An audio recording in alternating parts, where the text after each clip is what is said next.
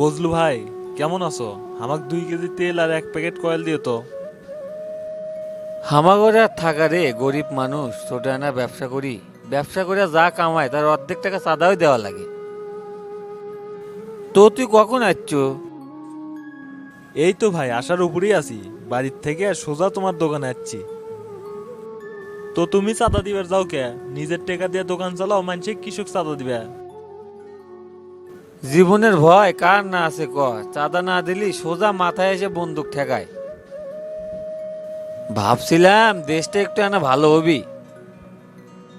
এক সরেসারে পতন হচ্ছে, আরেক সরেসারে ক্ষমতা আসতে না আসতে দুর্নীতি শুরু করে দিছে। তাও অবশ্য ঠিকই কইছো ভাই। আমরা গরিব মানুষ, সবার ঠেলাগুতা খাইয়ে থাকা লাগবো। গরিব গারে খালি কাজেই লাগাবি, বেনিফিট হিসেবে তা করে কিছুই দিবি না। হরে গেদা, ঠিকই কছু, অন্যায় অত্যাচার বেশি দিন টিকে না।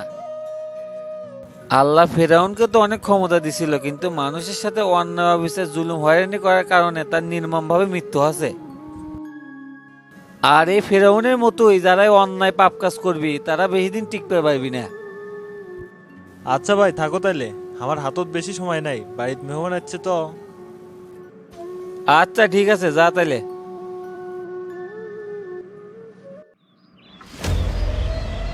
আর উকিল সাহেব, আজকে হঠাৎ করে আমার বাড়িতে কি মনে করে? ভাই, আপনার জন্য একটা সুখবর আছে। টিকটিকি জাকিরের তো জামিনের ব্যবস্থা করে ফেলাছি। ভাবলাম থানার যাওয়ার আগে আপনাকে সুখবরটা দিয়েই যায়। অনেকদিন পর একটা কাজের মতো কাজ করছেন, টিকটিকি চাকরি বের করে সোজা আমার কাছে নিয়ে আসবেন। ভাই, আপনি কোনো চিন্তা করেন না, নিশ্চিন্তা থাকেন। খাও সাকিলে খামার সাথে পাঠাইয়া দেন। টিকটিকি চাকরি বাইর করে সোজা আপনার কাছে নিয়ে আসবো। উকিল সাহেব, আজকে আপনার কাজে আমি খুব খুশি হয়েছি। তো কি খাবেন, দেশি না ফরেন? আপনি যখন রিকোয়েস্ট করছেন সবই হবে নি। আগে তো জাকির বাইর করে নিয়ে আসি। আপনার অপেক্ষাতে থাকবো আমি। আগে তো বের করে নিয়ে আসেন, তারপর খেলা শুরু হবে আমার। বোবা খুনির রাতের ঘুম আমি কেড়ে নিমু। অলরেডি একটা গুটি আমি সাজায় রাখছি। এটা গুটির প্রেসারে এটা তো শুয়ে পড়ছে, আর এটা যদি এলাকায় থাকলো হানি তাহলে ওইটারও ফালাই দিত। টিকটিকি জাকিরে তাড়াতাড়ি বের করে নিয়ে আসেন, আর বের করে নিয়ে আসলে আমার একটা নতুন গুটি সেট আপ দিব। আচ্ছা ভাই, তাহলে আমি আসিচ্ছি।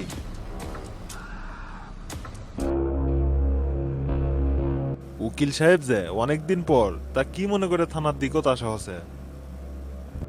তা দাঁড়ায় আছেন কিসের জন্য? বসেন।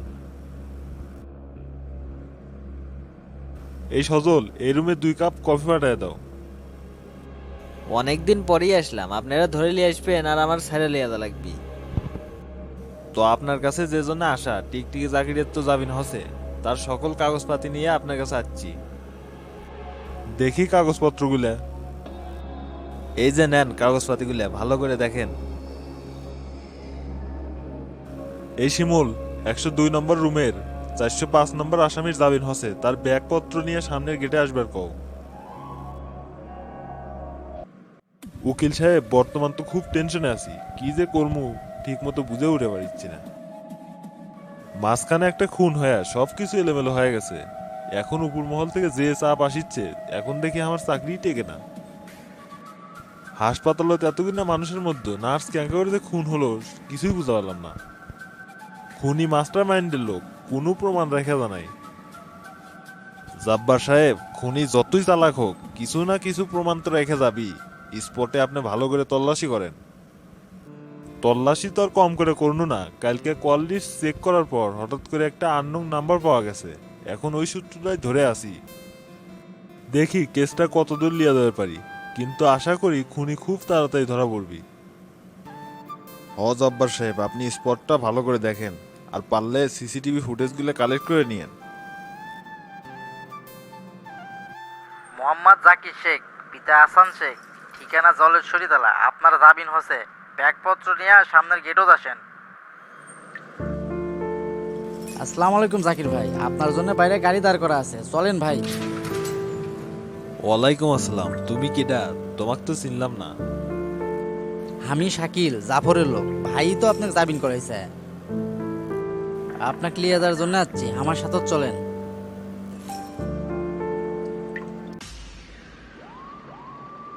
কাশু ভাই, আপনার জন্য একটা ভালো খবর আছে। কি খবর ডাক্তার সাহেব, আমার আব্বা কি সুস্থ আছে? আপনার আব্বা সুস্থ হয়নি, কিন্তু খুব তাড়াতাড়ি সুস্থ হয়ে যাবে। ইন্ডিয়া থেকে যে এক স্যার আসার কথা ছিল, সেই স্যার আজকে বাংলাদেশে আসতেছে। আমি তাকে রিসিভ করতে যাচ্ছি এয়ারপোর্টে। ডাক্তার সাহেব, আপনি কি বলে যে ধন্যবাদ দিব সেটা আমি ভাষায় প্রকাশ করে পারছি না। আপনি আমার আব্বার জন্য মেলা কিছু করলেন, আপনার এই ঋণ আমি সারা জীবন মনে রাখবো। আরে কাশু ভাই, ধন্যবাদ দেওয়া লাগবে না, এটা তো আমার কর্তব্য। ওকে কাশু সাহেব, তাইলে আপনি থাকেন, আমি স্যারকে রিসিভ করে নিয়ে আসি।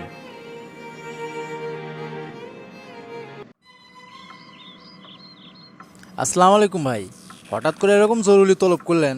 আমি কি কোনো অন্যায় টন্যায় বা বড় ভুল টুল করে ফেলাছি নাকি? আপনি বুঝিচ্ছেন না মানে আপনার বাড়ির যায় 1-1.5 ঘন্টাতে আপনাকে বুঝে আসলাম। মাথাত কি এখনো ঢোকে নাই, আবার করছেন আমি কি ভুল করছি? খারারপুর এখনই কিন্তু বসান দিয়ে দিব। ভাই বেরাদারও কিন্তু ডাকার সময় পাবেন না, পত্রিকায় পরের দিন হেডলাইনে আপনার খুনের খবর চলে আসবি। শাকিলে আসতে মেহমানদের সাথে ক্যাঙ্গা করে কথা করার লাগে আজ পর্যন্ত এটাও শিখলো না। তোকে আমি এই শিক্ষা দিছি, তুই এক কাজ কর, মান্নান সাহেবের জন্য কিছু খাবার দাবারের ব্যবস্থা কর। তো মান্নান সাহেব, আপনাকে আমি যে জন্য জরুরি তলব করছি, আপনি আর আপনার ভাই মিলে যে কাজ শুরু করে দিছেন, কাজটা কিন্তু আমার মোটেও পছন্দ হয়নি। ভাই কি কাজ শুরু করছে আমি আর আমার ভাই মিলা? আমি তো আপনার কথা কিছুই বুঝতে পারলাম না। মান্নান সাহেব, বোঝা ঠিকই বুঝতে পারবেন। তো মান্নান সাহেব, আমার জীবনে ঘটে যাওয়া একটা গল্প আপনাকে আমি শুনাই। তখন আমি মাত্রই কলেজে উঠি, আমার বয়স 18 কিংবা 20 হবি। সামনে ভিপি নির্বাচন, তাই আমি চিন্তা করলাম নির্বাচন করব। ছোট থেকে আমার মনে আনা তীব্র ইচ্ছা ছিল যে অনেক বড় হমু। আমিও তখন দাঁড়াইলাম, আমার বিভাগকে একটা ছেলে আসিল, তখন তার কলেজে খুব নাম ডাক, গত 3-4 বারের ভিপি আসিল। আমার উদ্দেশ্য তখন একটাই আসিল, যে কোনো মূল্যে আমার বিবি হওয়াই লাগবে। তখন আমি কিছু পোলা বানিয়ে ওই ছেলের কাছে পাঠাইলাম। ওরা বলার পরেও ছেলেটা আমার কথা শুনে নাই। তখন আর আমি বেশি দেরি করলাম না, আমার পকেটে সবসময় একটা করে চাপাতি অল টাইম থাকতই। সোজা দৌড় দিয়ে 3 তলাতে উঠলাম। স্যার তখন ক্লাস নিচ্ছিল, ক্লাসের ভিতর যায় ওই ছেলেটার ঘাড় বরাবর দূরে কোপ মেরে দিলাম। কিন্তু জানেন মান্নান সাহেব, ওই শালার না কই মাছের আত্মা। তো আসল কথা কি মান্নান সাহেব, ওই শালা এখন মরেনি, শালার কই মাছের আত্মা। তো আমার গল্প শুনে আপনি কি কিছু বুঝতে পারলেন? না ভাই, আপনার গল্পের আগাটু গোড়া আমি কিছুই বুঝতে পারিনি। আপনাদের মতো লোকেরা ঠিকই বোঝেন, তবে না দেরিতে। আসামিরাও কিন্তু বোঝে যে সে যদি অন্যায় না করলেনি তাহলে কিন্তু জেলে ঢোকা লাগলেনি না। আমি আর আমার ভাই যদি কোনো ভুল করে থাকি, ছোট ভাই হিসাবে আমাকে মাফ করে দিয়েন। আমি একটা জিনিস বুঝতে পারলাম না, আপনি আমার অনুমতি না নিয়ে হামাক দেও দিয়া নতুন নতুন কাজ শুরু করে দেন, এত বড় কলতে হয়েছে আপনার। সাহস দিন দিন বেড়ে যাচ্ছে, বেশি সাহস দেখালে কিন্তু আপনি ফটো হয়ে যাবেন, আপনার কাজ কিন্তু ঠিকই চলবি। তুই আমাকে যতই গল্প শুনাস না কেন জাফর, আমি খালি তোর কথা ছায়া দিয়ে যাচ্ছি। আমার নামও থাবা মান্নান, আমি এবিনাক কাজে তো হাত দিই না। আমাক বাড়ির ডেকে এলিয়ে এসে তুই থেট দিচ্ছু আর নিজে খুব বড় ভাবিচ্ছু। জানি ইটি আমি তোর কিছুই করে পারবো না, আগে ইটি থেকে বের হয়লি, তারপরে তোর একটা সিস্টেম আমি করিচ্ছি। ভাই আসলে হসে কি, আমার ছোট ভাই বিদেশ থেকে যে হুট করে কাজটা শুরু করে দিছে, তো আমি জানবার পাই না। জুল জানবার পাইলাম তাহলে আর ইনকে হলেনি না। আপনার ছোট ভাইকে এই বগুড়া শহরের আবহাওয়াটা একটু নলেজে ভালো করে ঢুকে দিয়েন। ছোট মানুষ যেন ছোট মানুষের মতোই থাকে, বড় গাড়ি না জানায় কোনো কাজে যেন হাত না দেয়। হুট করে এমনি এক জায়গা এমনি এক কাজ করলে কিন্তু না হয়ে যায় পারে, পরে কিন্তু ভাইয়ারার বেদনা সহ্য করে পারবেন না। বিষয়টা কি ভালো হবি? ভাই আমি সব কিছু বুঝা পারছি, ও ছোট মানুষ তো ও বুঝা পারে নাই। আমি আপনার বিষয়টা ওর নলেজে ঢুকাই দেবনি। ভালো করে বুঝাই দিয়েন, এই ভুল জানি আর কোনোদিন করার চেষ্টা না করে। জাফর কিন্তু একবারে বেশি কাউকে ক্ষমা করে না। ভুল যেহেতু করেই ফেলাইছেন, এখন আর কি করার, বিষয়টা আমাকে জানানো উচিত ছিল আপনার। যাই হোক, সন্ধ্যায় শাকিল আপনার বাসায় যাবেনি, ঠিকঠাক মতো সবকিছু বুঝাই দিয়েন। আর শোনেন, বেশি চালাই করার চেষ্টা করবেন না। যদি করেন আর যাই যেটি থাকুক না কে, ওটি থেকে এসে কিন্তু আপনার দরজায় নক দিবি। আচ্ছা ভাই, সব কিছু আমার মাথার থাকবি। আমি তাহলে এখন যাই।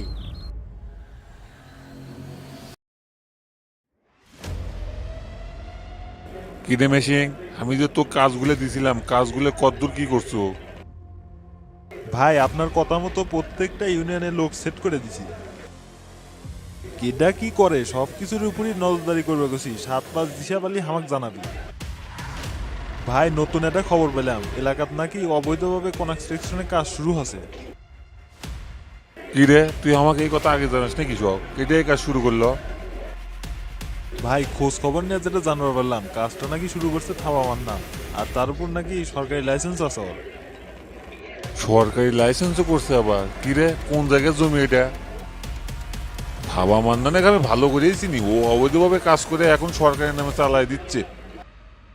ভাই জায়গাটা হচ্ছে মাটির টালি বিমানবন্দরের অপোজিট পাশে। কিরে, ওইগুলা সব জমি তো খাস জমি, কোনো মালিকানা নাই, ওই এই কাজ কেঙ্কা করে শুরু করলো? ভাই নিশ্চয়ই ও বড় মাপের কোনো লোক ধরে এই কাজ শুরু করছে, তাছাড়া এই কাজ কোনোভাবেই সম্ভব না। ও উঠি কিসের ফ্যাক্টরি করিচ্ছ রে? তুই একটু ভালো করে খোঁজ লাগাতো। আচ্ছা ভাই খোঁজ নিমোহানি। কাশুর কি খবর রে? না ফোন দে তো, আমি কথা কমু। আচ্ছা ভাই তাহলে আমি ফোন লাগাচ্ছি।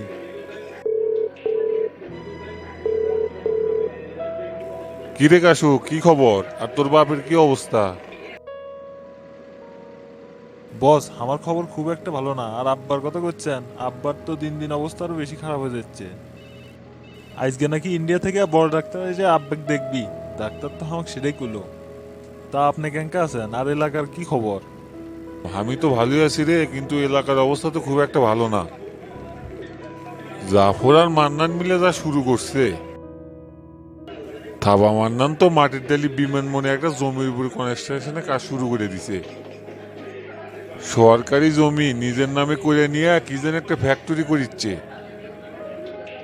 আমি দোয়া করি তোর আব্বাক যেন আল্লাহ খুবই তাড়াতাড়ি সুস্থ করে দেয়, আর তুই যেন তাড়াতাড়ি এলাকাত ফিরবে পারোস। বস আপনারা শুধু ওইটাই দোয়া করেন আমাদের জন্য, আব্বা যাতে তাড়াতাড়ি সুস্থ হয় আর আব্বাক নিয়ে যাতে আমি তাড়াতাড়ি এলাকায় ফিরবে পারি। আচ্ছা বস, অনেকদিন হলো ভাবতেছিলাম আজকে না আপনাকে ফোন দিব, তা আপনিই ফোন দিছেন। আসসালামু আলাইকুম গাইস। তো ভিডিওর শুরুতেই আমি সবার কাছে ক্ষমা চেয়ে নিচ্ছি, কারণ আমাদের যে কুইজটা দেওয়া ছিল সেটার ড্র কিন্তু করিনি। তো সেটা আমাদের ব্যস্ততার কারণেই ড্র করতে পারিনি, সেটা আজকে করছি। তো যে ভিডিওতে আমরা কুইজটা দিছিলাম সেটাতে মোট 31টা কমেন্ট করছে। তো আমরা 31টা কমেন্টের সিরিয়াল নম্বর লিখেছি, সেখান থেকে যে কোনো 3টা তুলব, আর যে 3জনের নাম্বারটা উঠবে তাদেরকে আমরা পুরস্কার দেব। তো প্রথমে উঠছে 9 নম্বর। তো ভাইয়া 9 নম্বর যার কমেন্ট হবে, মানে কমেন্ট গুনে গুনে 9 নম্বরে যে থাকবে সে আমাদের সাথে যোগাযোগ করবে, তার নামটা বলে দেব। তারপরে উঠছে 30 নম্বর, মানে 30 নম্বর কমেন্টে যে আছে তো তার নামটাই উঠছে, তো তাকে আমরা পুরস্কার দেব। আর সর্বশেষ উঠছে 14 নম্বর। তো এই 3জনকে আমরা পুরস্কার দেব। তো যারা যারা আছেন তাদেরকে নাম বলবো, আইডি মেনশন মানে দেখাবো। তো যে ভাইয়ারা উঠছেন আমরা এবার ইউটিউবে গিয়ে ওই কমেন্টগুলো ধরে তাদের আইডি নাম বলবো। তো আপনারা আমাদের সাথে যোগাযোগ করবেন। প্রথম বিজয় যেটা ছিল এমডি সাইদ ভাই, কংগ্রাচুলেশন ভাইয়া, আপনি আমাদের সাথে যোগাযোগ করবেন। আচ্ছা, এবার দ্বিতীয় জন যে ছিল হিরন আলী, কংগ্রাচুলেশন ভাইয়া, আপনি আমাদের সাথে যোগাযোগ করবেন। তৃতীয় জন যে ছিল মানে 14 নম্বর ছিল এমডি সুজন। সুজন ভাই কিন্তু আমাদের নিয়মিত ভিডিও দেখে, তো সুজন ভাই আমাদের সাথে যোগাযোগ করবেন। দর্শক বন্ধুরা, এরা যে বিজয়ী হয়েছে বুঝলাম, কিন্তু আমাদের কুইজের যে প্রশ্ন ছিল সেটার অ্যান্সার কিন্তু দেয়নি। তো আপনারাই বলেন এদের কি পুরস্কার দেব নাকি দেব না? আপনারা যেটা বলবেন সেটাই হবে। পরবর্তী যে কুইজগুলো দেওয়া হবে সেখানে আপনারা সবাই অ্যান্সার সহকারে কমেন্ট করবেন। আশা করি সকলে আমার কথা বুঝতে পারছেন। আর আমাদের ফেসবুক পেজটি যে আছে সেটাতে একটু ফলো দিয়ে আসবেন। আর আজকের প্রশ্নটা হলো, যুবক বয়সে নবীজি কি করতেন? আর একটা কথা, আমাদের ভিডিও যদি অন্য ধর্মাবলীর কেউ দেখে থাকেন তো তাদের জন্য তো অন্যরকম প্রশ্ন দিতে হবে, কারণ তারা তো আর এই প্রশ্নে অংশগ্রহণ করতে পারবেন না। তো তাদের কথা মাথায় রেখে আমি অন্য আরেকটি প্রশ্ন দিয়ে দিচ্ছি, সেটার অ্যান্সার করবেন আপনারা।